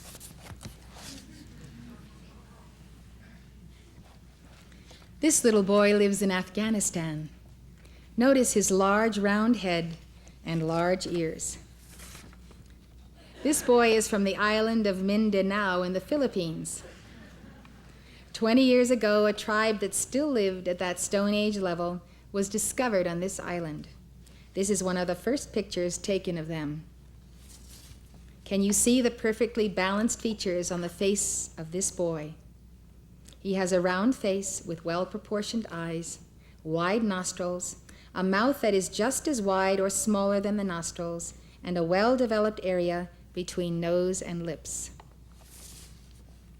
Here are more pictures of the people of this tribe. They all have well-balanced yang faces. This little boy lives in Peru, South America. Everything about him is round and sturdy. He's a very strong yang little boy. This girl is from Burma, Southeast Asia. Notice her well-set eyes, wide nostrils, small mouth, large area between nose and mouth, and well-developed chin and cheeks. Her eyebrows show her mainly vegetarian diet. This Eskimo girl is from the Canadian Arctic. Again, we see the same yang features, well-set eyes, wide nostrils, a large area between nose and mouth, well-developed chin and cheeks. This boy is from Brazil.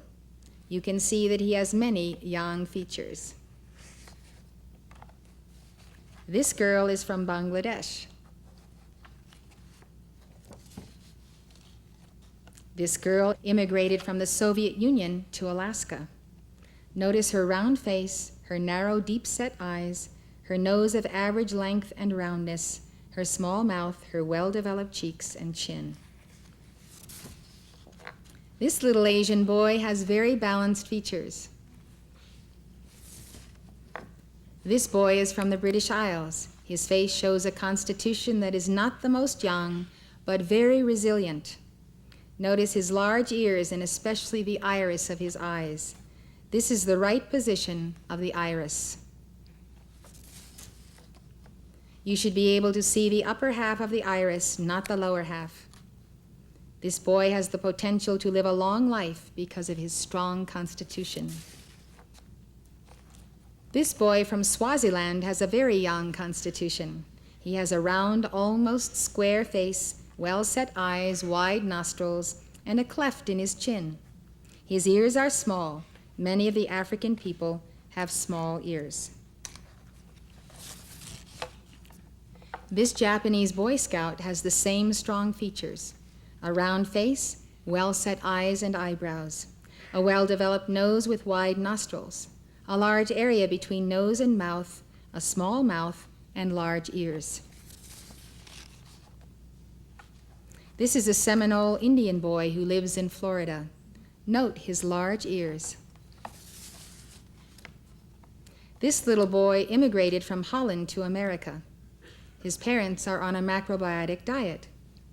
He has beautifully balanced features, a round face, well-set eyes, large ears, and long, well-formed eyebrows. Neither of his parents has such well-balanced features. His mouth is the same width as his wide nostrils. He has a large area between his nose and his mouth. These American girls lived at the beginning of this century. They all have the same yang features, round faces, eyes that are deep set and set slightly close together. One by one by one. What did they have in common? They ate the same kind of food that was available at that particular time. All have well-formed eyebrows, a well-formed nose with wide nostrils, a large area between the nose and the mouth, and a small mouth. These are 4 girls from Glastonbury, Montana. They are all on a macrobiotic diet. We see in them the same exact features as in the American girls who lived at the beginning of this century: round faces, well-set eyes, well-developed noses, and smaller mouths. Now I will show you families from different countries. This is a man from Zaire in Africa with more than half of his 36 wives and his 25 children. They all have very strong features, but very small ears. This is a close-up of the husband with a few of his wives. Note the extremely large area between their noses and their mouths. They have very strong reproductive systems. These women are from Afghanistan.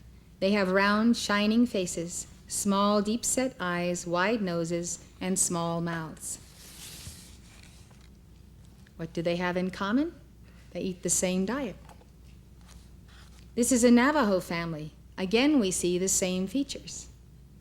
How is it that people from all of these locations around the world wind up with the same balanced features?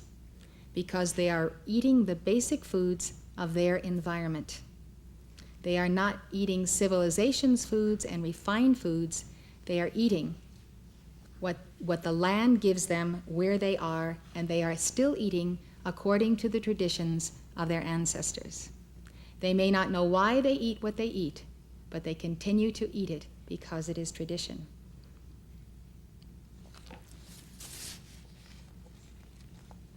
So that's the Navajo family. Next we see a Mexican family.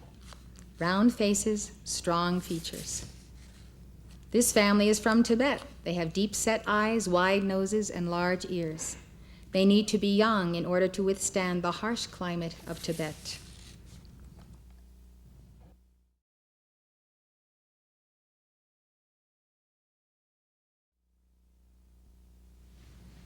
When people eat foods native to their region, their children will naturally develop constitutions that are in balance with their environment. They will develop the kind of stature and strength they need to survive in their particular environment. In the book of Macrobiotics, Michio Kushi writes, "The traditional observance of ecological eating, which means eating the foods that grow in one's environment, has made people living on islands and the seashore smaller and more active, more young, than those who are living in the inland areas of continents. The reason for this is that in coastal areas and on islands, people tend to eat more fish and seaweed, which are young foods. There is also more salt in the air and in the vegetation. People take in salt through the lungs and skin. With a heightened humidity, they consume less liquid." Remember, young foods such as fish and young condiments such as salt have a contracting influence on the body, which would cause people to be short and young. Natives of European coastal areas and islands, where it is colder and less humid, have traditionally used less salt and drink more liquid than in the more humid islands of the Far East, such as Japan, Taiwan, and the Philippines. Yin beverages, such as water, have an expansive influence and cause the body to expand and grow taller. Thus, the use of less salt and the consumption of more liquid makes the coastal Europeans larger than the islanders of the Far East. People living inland where the air is dry consume more liquids than those living in areas of high humidity. They also take in less salt, both in their food as well as through their lungs and skin. These two factors, consuming more liquids and taking in less salt, cause them to have more expansive characteristics. They are generally taller than coastal peoples.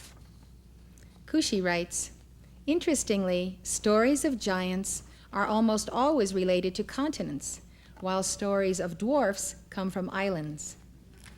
For example, the leprechauns of Ireland, the kappa of Japan, Paul Bunyan from the American continent, and the abominable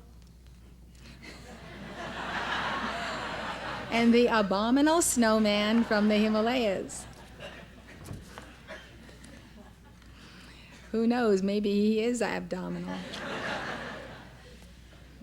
Peninsular parts of continents have mixed stories, such as the Scandinavian fairy tales, which include both giants and little people."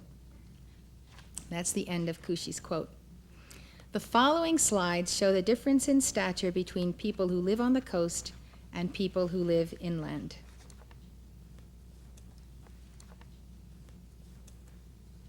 These are the Nootka Indians from Vancouver Island, British Columbia.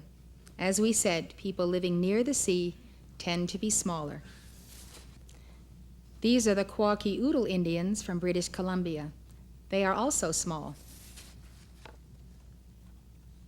Here are some Crow Indians from the Crow delegation of 1872 who visited Washington, D.C. You can see how much bigger they are. Crow Indians were the Indians who once lived in the Yellowstone River Valley. The Crow were Plain Indians who migrated to Montana in the 18th century. In the Yellow Emperor's Classic of Internal Medicine, the Emperor's minister, Chi Ba, says that the people who live in the mountains are robust and energetic. When the first white men came to this area of Montana in the 18th century, they found the Crow Indians living in the mountains north of Yellowstone National Park. Crow author Joy Yellowtail Toinita writes in From the Land of the Crow Indians, "As has been observed and recorded by the early explorers, historians, the artists such as George Catlin and others who came in contact with the Crow Indians. The Crow Indians were healthy and robust, and the men grew to immense size. French trappers who came to the Yellowstone River Basin in 1743 described the Native Americans as the beaux hommes, which means beautiful men. According to Paul C. Foley, the Crows were tall and stately, most of them being 6 feet tall. Osborne Russell describes the Crow Indians in his Journal of a Trapper, written between 1834 and 1843. He says, "The Crows, both male and female, are tall, well-proportioned, handsomely featured, with very light copper-colored skins. Sickness is seldom found amongst them, and they naturally live to a great age. I have never known a mountain Indian to be troubled with the toothache or decayed teeth. Neither have I ever known a case of insanity except from known and direct causes. I was once upon a particular occasion invited to smoke in a circle comprising 13 aged Crow warriors, the youngest of whom appeared to have seen upwards of 100 winters, and yet they were all in good health and fine spirits. They had long since left the battleground and council room to young aspirants of 60 and under. The facial features of these Crow Indians show that they all have a very strong constitution. This is the Crow Indian, sees with his ears, and his family. Again, they are tall and robust and have young features. Like most traditional cultures throughout the world, the American Indians maintained certain patterns of eating and living that enable them to enjoy superior health. Before the Crows migrated to Montana, they were farmers as well as hunters. They lived on the Missouri River in North Dakota. Frank B. Linderman says that at one point the Crows established fairly permanent villages and cultivated fields of corn and pumpkins. However, once in Montana, the Crows maintained a more nomadic existence, following the buffalo herds.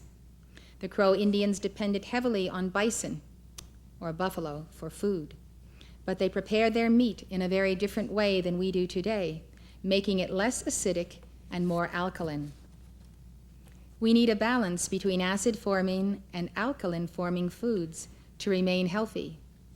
The Indians changed the acidic quality of their meat by various means, such as drying and smoking it, and by pounding into it a large amount of chokecherries and rose hips. Today, the way most people cook meat is to cook it in some kind of oil or fat. When oils are heated to 160 degrees or higher, they are known to produce many substances that are toxic to the body. Another way the Indians mitigated the negative effects of excessive meat was to consume not only the meat of large and small game, but also the animal's organs and body parts, such as the tongue, stomach, large and small intestines, kidneys, liver, heart, and udder. The organs are alkaline-forming and balance out the more acid-forming meat. The Crow Indians also had vast knowledge of the use of herbs, plants, and fruits that grew in their environment. They used a large amount of roots. Rodney Frey writes in his book, The World of the Crow Indians, complementing the meat was a diet rich in various seasonal berries and roots, such as choke cherries and wild turnips, and an abundance of corn, beans, and squash obtained in trade with the Hidatsa and the Mandan. That's the end of Frey's quote. Because corn, beans, and squash are vegetable quality foods, they balance out the animal meat. In addition to these factors, the meat of the wild animals the Indians ate was probably less acidic than the meat of today's domesticated animals. William Tara addresses this issue in his book, Macrobiotics and Human Behavior. He writes, "Several years ago, I had the opportunity to meet a native African who was the son of a chieftain in his village. He had been educated in Great Britain, but spent part of the year in his homeland dealing with tribal affairs. In the course of our conversation, he related to me that he would only eat the meat he called bush beef, the meat of wild animals.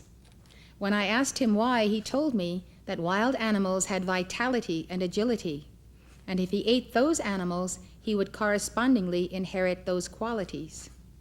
He said that whenever he consumed pigs or cows who were slow-moving and dim-witted, he started to feel that way too. The next week, I attended a lecture by Michael Crawford, the author of an interesting book called The Food We Eat Today. Mr. Crawford related in his lecture the differences in fatty acids between animals who run wild and graze freely and domesticated cattle.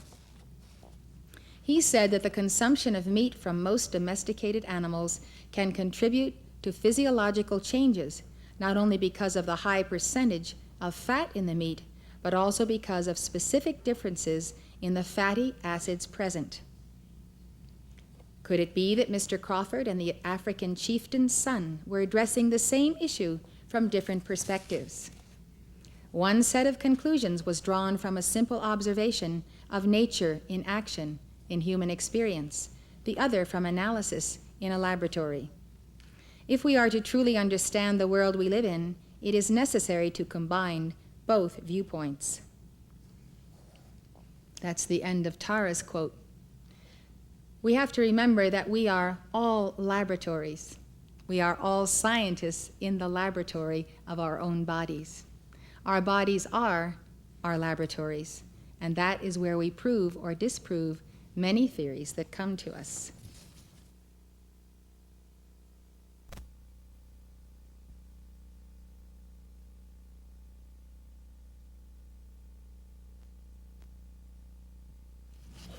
Now I would like to show you some photographs of Crow, Sioux, and Cheyenne Indians who lived in or near Montana in the late 19th century.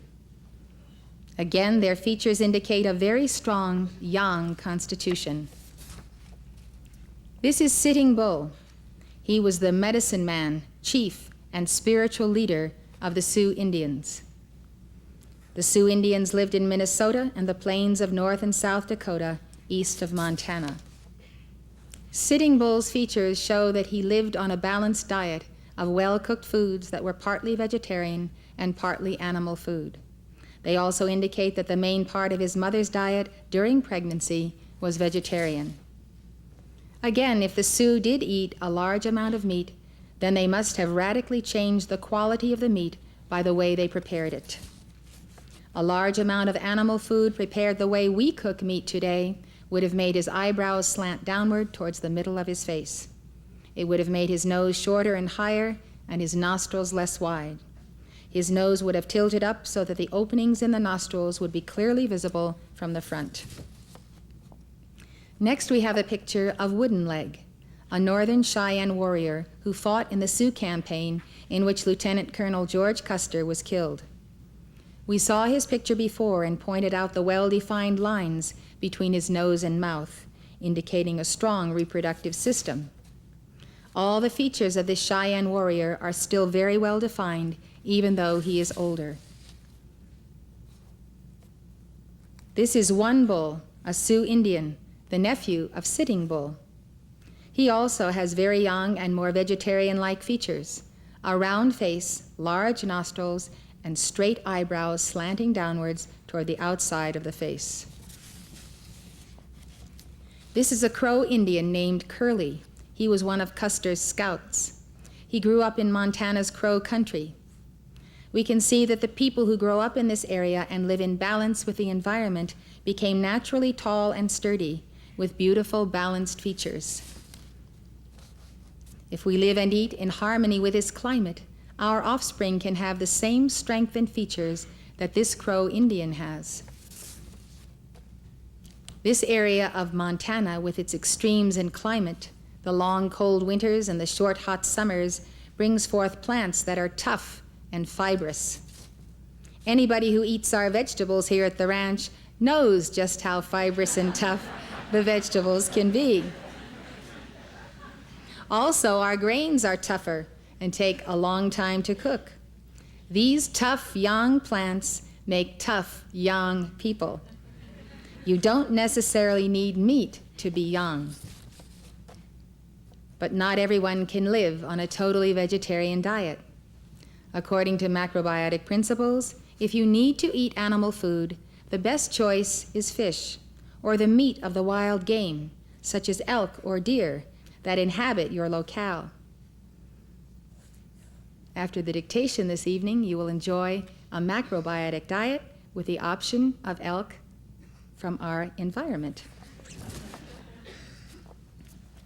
From the macrobiotic standpoint, the more physically active you are, the easier it is for your body to process animal food so that it doesn't cause an imbalance in your system.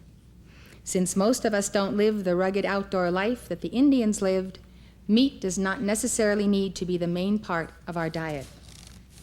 Another factor in determining one's need for animal protein is gender.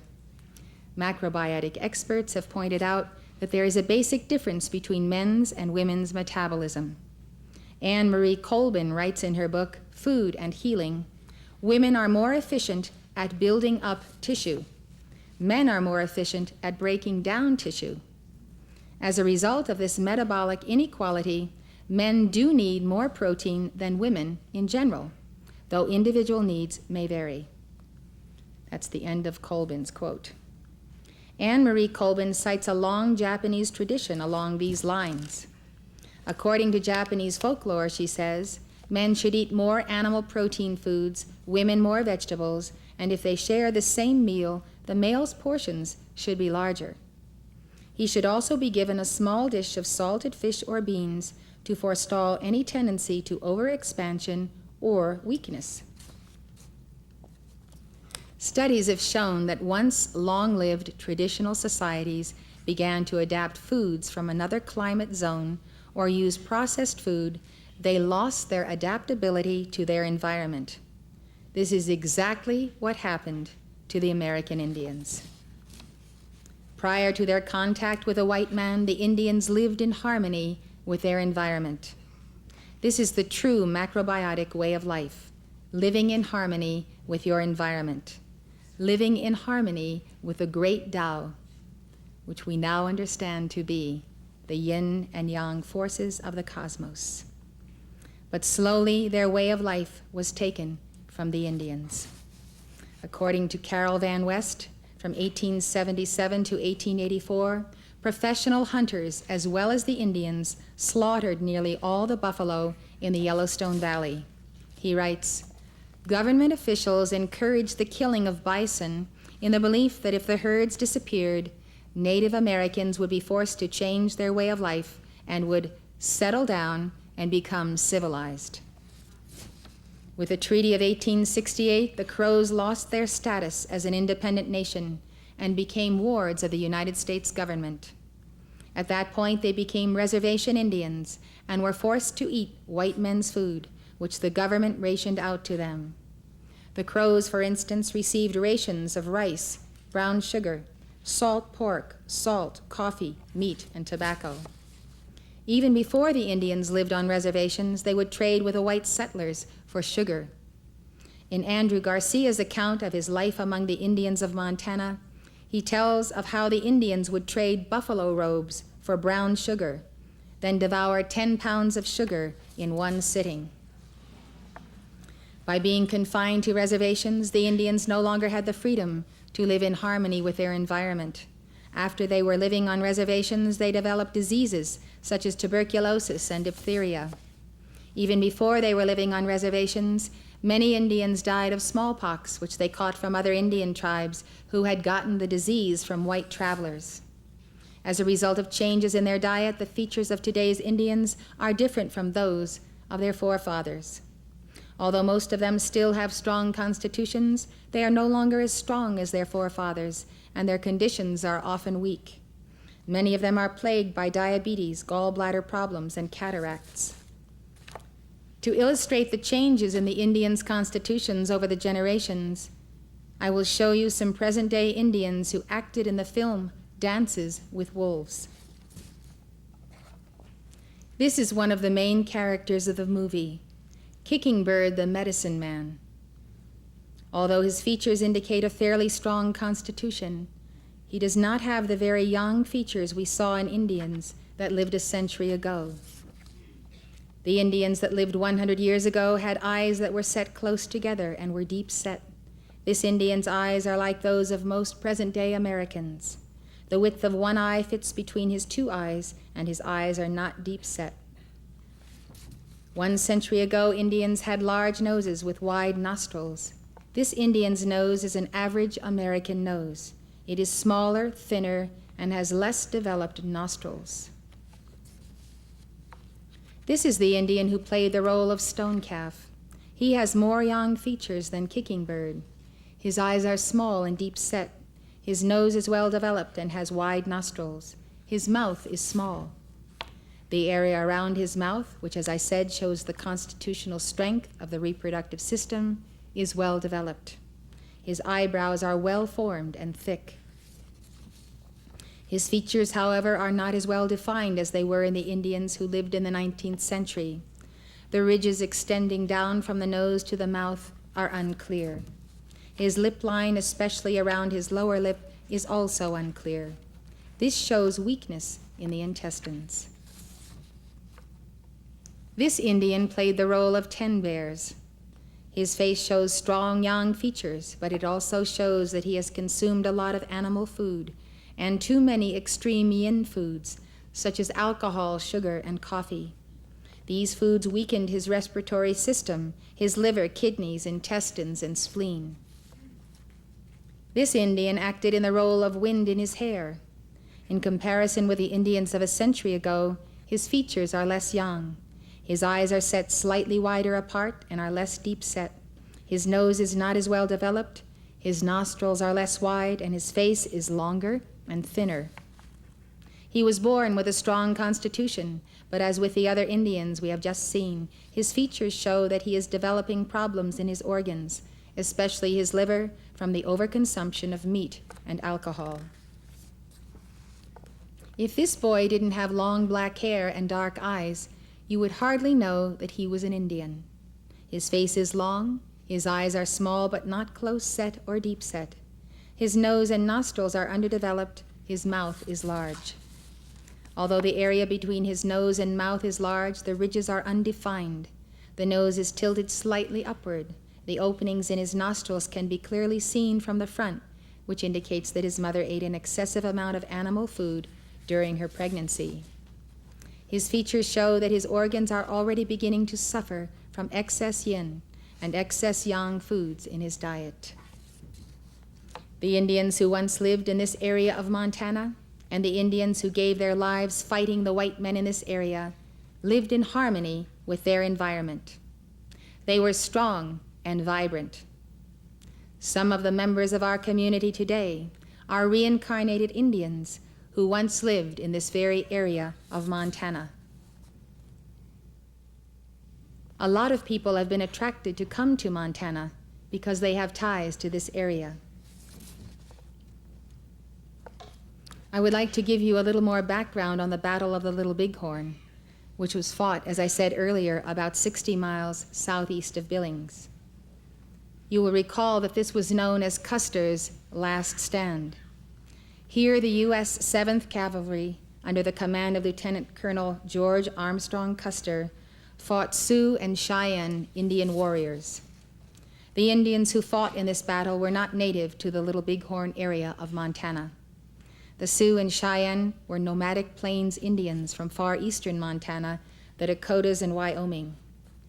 In 1868, the Sioux had been given reservation land in the Badlands in South Dakota. Later, white men found gold on their reservation and began moving in. This and other encroachments upon their land led to a Sioux uprising. Under the leadership of Sitting Bull and Crazy Horse, some Indians fled the reservations and journeyed to Montana. The Battle of the Little Bighorn involved 6 Sioux bands and 1 Cheyenne band who had camped together to protect themselves against U.S. soldiers. This battle was the high point of the Indians' determined resistance to being confined on reservations. It left Custer and 5 troops of the 7th Cavalry under his immediate command dead on the field. The battle was a great but short-lived victory for the Sioux and Cheyenne. Following the battle, government troops flooded into the area to prevent further Indian victories. In December 1890, the Sioux surrendered all hopes of an independent life outside the reservation when they were tragically defeated near Wounded Knee Creek in South Dakota. The Indians who lived in the Paradise Valley were the Absaroka, or Crow Indians. They came to be known to the white man as the Crow Indians because French trappers translated Absaroka as crow, sparrowhawk, or bird people. Some say this was a mistranslation and that Absaroka means fork-tailed bird, not crow. They were a nomadic people who wandered not only within Montana but possibly as far as the Great Salt Lake. In exchange for protecting white men who traveled through their lands, they were granted nearly 39 million acres for a reservation. However, a subsequent series of treaties reduced their holdings to 2.5 million acres, which is the size of their reservation today.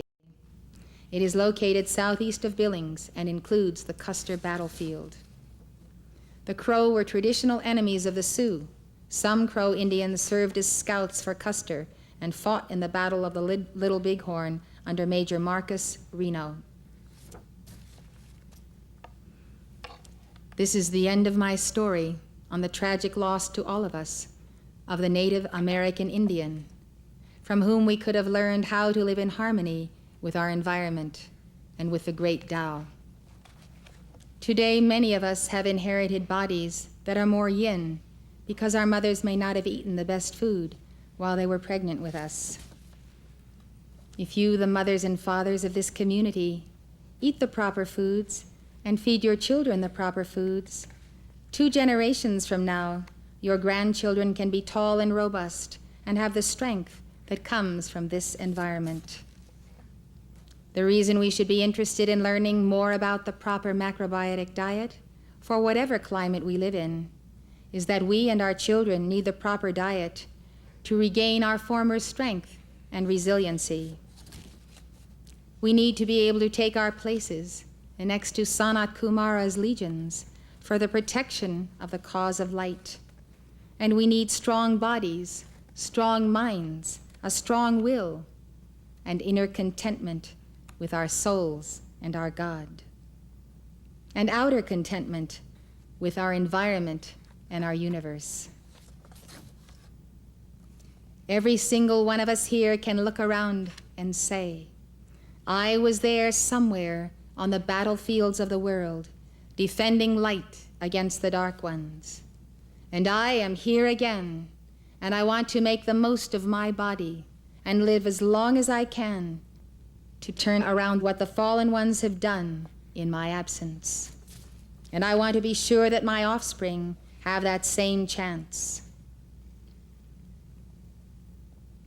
I want to tell you that I know from Mark Prophet that you and I carry the genes of our ancestors in this life, and we also carry the spiritual genes of our own individual causal bodies.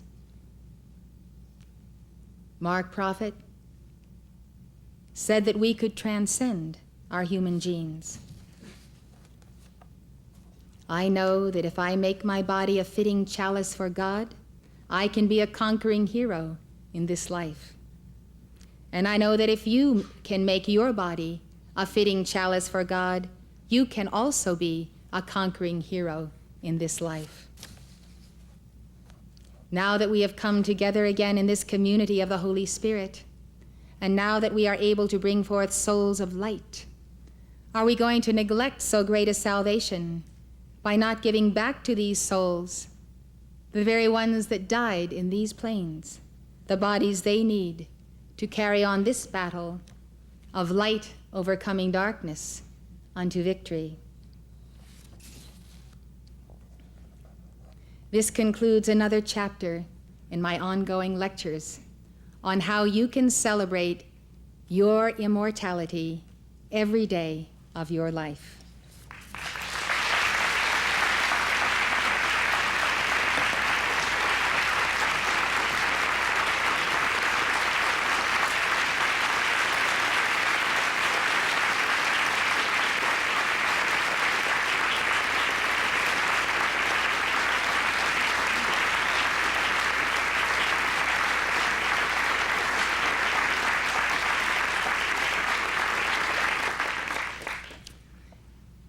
If you would like to be seated, I have a brief addendum.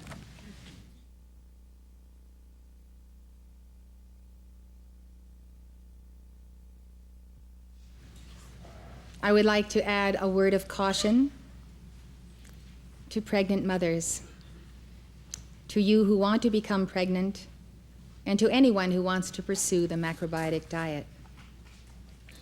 Throughout this section on diagnosing constitution, I have said that when a pregnant mother eats an excess of foods, such as meat, eggs, or fruit, the organs of her child can become imbalanced and therefore more susceptible to illness. I want to emphasize that it is an excess of these and other foods that causes the problems. Macrobiotic experts say that if you eat foods such as meat, eggs, or fruit occasionally or in moderation, they will not necessarily cause an imbalance in your child.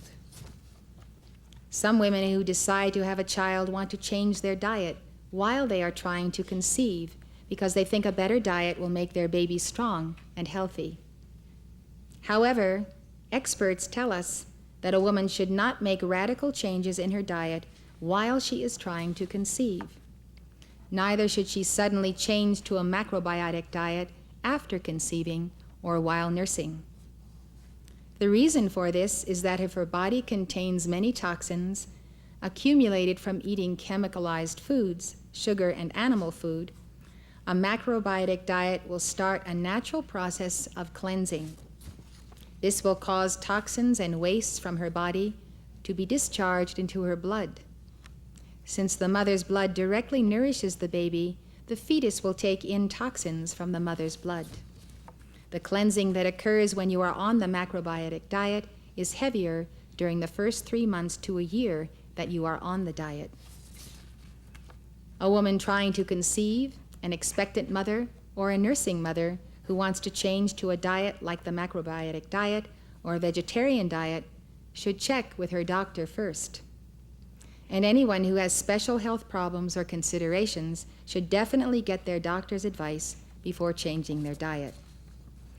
Macrobiotic teachers advise those who want to change to a macrobiotic diet to start with a transition diet. The transition diet is described in the book Making the Transition to a Macrobiotic Diet by Carolyn Heidenreich.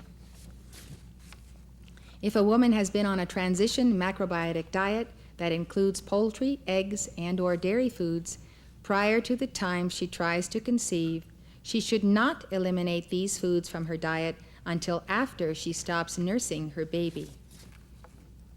Macrobiotic counselors often suggest the following transition diet for anyone who wants to start on a macrobiotic diet, including pregnant women. The transition diet consists of 50% grains, 20% cooked vegetables, 10% raw vegetables and fruits, 10% raw vegetables and fruits, 10% soup, and 10% animal food, which includes poultry, dairy, fish, and eggs. 10% animal food, which includes poultry, dairy, fish, and eggs. These figures are approximate and should be adjusted to your individual needs. Macrobiotic experts say that generally in the diet of a pregnant woman, the amount of animal food does not have to exceed 10%. Eating a diet of 10% animal food will keep her from eliminating toxins and wastes from the animal food she has eaten in the past. As I said, these toxins could weaken her child. Sugar, red meat, and chemicalized, frozen, canned, and processed foods are not recommended for the transition diet. A pregnant woman should balance the 10% animal food by making sure she eats a diet that is 50% grains and 25 to 30% vegetables. Women who have been on a standard macrobiotic diet for 1 year or longer before conceiving can usually continue to follow the standard macrobiotic diet during pregnancy. But they may need more fish and occasionally some dairy products or chicken. If a pregnant woman who has followed a macrobiotic diet experiences strong cravings for animal foods or sweets, she can try eating a small amount of the food she is craving. This often satisfies the craving. As an alternative, she can prepare a macrobiotic substitute for her craving. For instance, she can eat scrambled tofu prepared with tamari instead of scrambled eggs, sautéed seitan or fried tempeh instead of meat, amazaki pudding or stewed fruit instead of sugar or sweets, or tofu cheese instead of cow or goat cheese. Michio and Aveline Kushi have published the recipes for these foods in their book, Macrobiotic Pregnancy and Care of the Newborn. Michio Kushi teaches that for anyone making the transition to a macrobiotic diet, the best way to reduce cravings for sweets, fruits, juices, and coffee is to reduce the consumption of salt, eggs, fish, or other animal foods, and to eat plenty of vegetables, especially vegetables that are cooked for only a few minutes.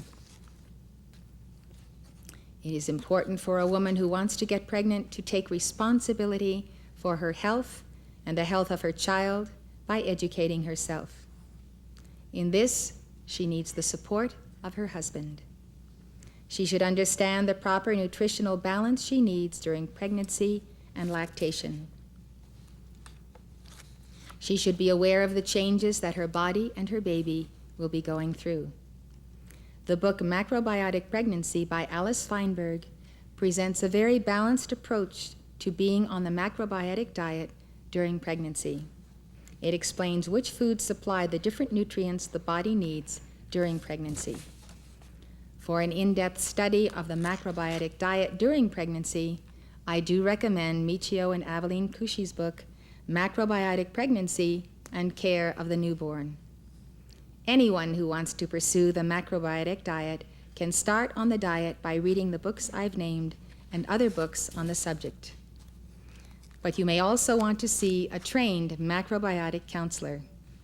Each person's constitution and condition is different, and a counselor can help you tailor your diet to your specific needs. Again, if you have any special medical problems, be sure to consult your doctor. Every woman needs to be under the care of a doctor during pregnancy.